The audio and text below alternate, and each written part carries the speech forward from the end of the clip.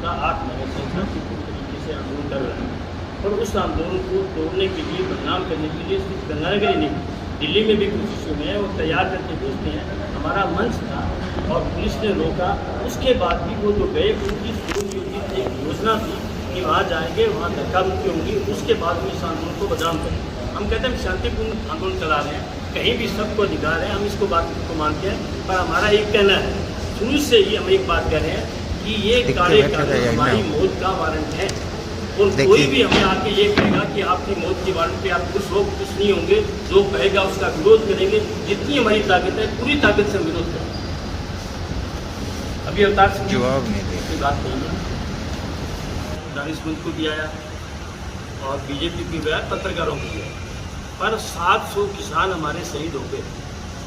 जहाँ उसका कुर्ता फटा, वहाँ 1 दर्जन से ज़्यादा लोगों के हाथ टूटे हैं, पैर टूटे हैं और उनका खून बहा है।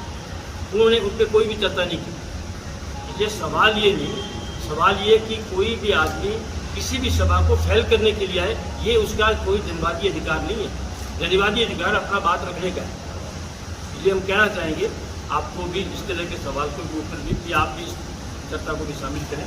और अंत में मान लीजिए सबसे बड़े राव सर में, टिप्पी में, सब जगह छोटी छोटी मीटिंग करके ये माहौल क्रिएट कर रहे हैं। कल उन्होंने ज्ञापन दिया है तो ये दिखाने की कोशिश की है कि दलित समाज के एक व्यक्ति के साथ किसानों ने मारपीट की।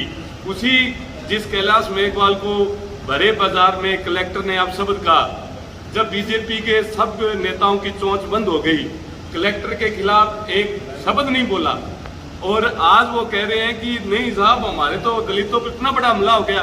उस दिन दलित कहाँ गया हुआ था जब कलेक्टर उसको भरे बाजार में राउत सर के अंदर धमका रहा था और उसको कह रहा चल मैं आज बाद में मिलूंगा।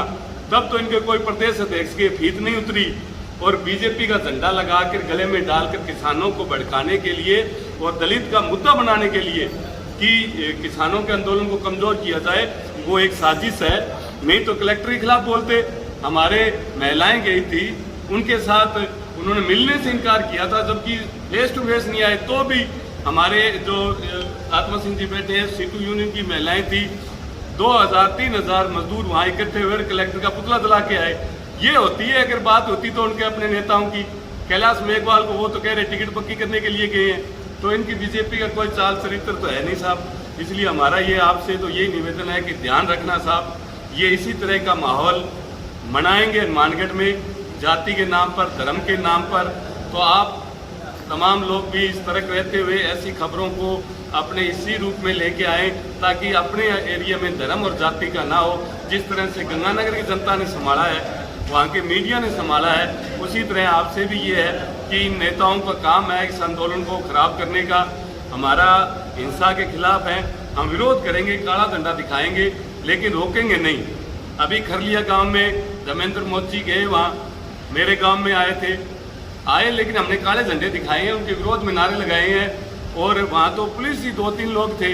कल अनूपगढ़ के अंदर संयुक्त किसान मोर्चे कार्यक्रम में जो भारतीय जनता पार्टी की सरकार और जो मोदी सरकार जो देश प्रदेश में जो कर रही है, किसानों को मारने का जो काम कर रही है, 500 से ऊपर हमारे बेटे शहीद हो गए, हमारे बुजुर्ग चले गए और भारतीय जनता पार्टी के लोग, अभी पत्रकार भाई सवाल पूछ रहे थे कि कपड़े फाड़ना सही है या गलत है। ये तो मेरे साथियों ने जवाब दिया है कि जो गंगानगर के अंदर हुआ, जो शाहजहाँपुर के अंदर हुआ, जो जहाँ जहाँ भी हो रहा है, ये तो उन लोगों को सोचना चाहिए, बीजेपी वालों को लोगों को सोचना चाहिए।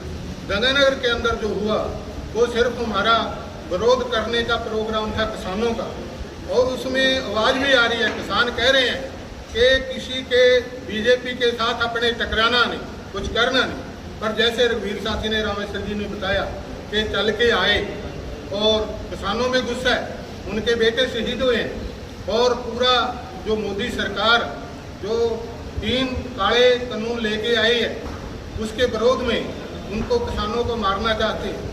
और हम ये भी कहना चाहेंगे कि यहाँ का जो प्रशासन है, चाहे कलेक्टर है चाहे दूसरे लोग हैं, हम उनसे भी कहेंगे कि बीजेपी वाले चाहे 50 आदमी जाएं अंदर कलेक्टर के पास उनको कोई रोक टोक नहीं है, उनकी बैठ के बात सुनी जाती है।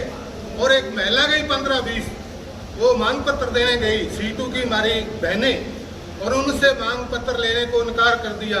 उनका 1 घंटा पौना घंटा वहाँ बैठाया और उसके बाद दूसरे दिन पत्रकार भाई जाते हैं तो वो कलेक्टर का छोटी सी गलती, और उस दिन जाड़ा पड़ा, मौसम भी बड़ा खराब था, और उस दिन जो 21 तारीख को मांग पत्र देने गए और उन्होंने मांग पत्र नहीं लिया। 1942 को देश की जनता ने आज़ादी की लड़ाई में नारा दिया था, अंग्रेज़ों भाग छोड़ो, और उसके बाद अंग्रेज़ों से हमने यहाँ से भगाया।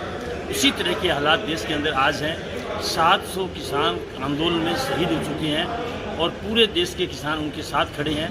महंगाई लगातार बढ़ रही है, रोज़गार की हालत बहुत ख़राब है, और ये काले कानून हमारी जो है रोज़गार को, हमारी खेती को, हमारी ज़मीनों को पूरी तरह से बर्बाद कर देंगे, पूंजीपतियों के हाथ में देंगे।